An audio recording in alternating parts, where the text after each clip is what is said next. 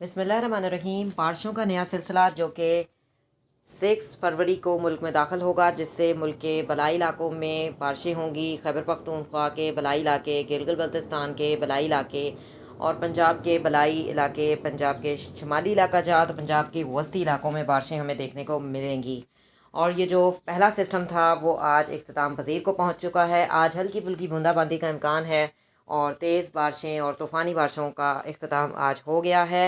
और अगर हम बात करते हैं सिंध के लिहाज से, तो सिंध में कराची में ठंडी हवाएं आज भी चल रही हैं और आज रात तक ये सिलसिला ख़त्म हो जाएगा और सिंध में कोई बारिश का इम्कान नहीं है। इस न्यू सिस्टम से मुल्क के जो बलाई इलाके हैं, पंजाब के जो इलाका जात हैं, बारिशें होंगी, लेकिन सिंध में बारिश का कोई इम्कान नहीं है।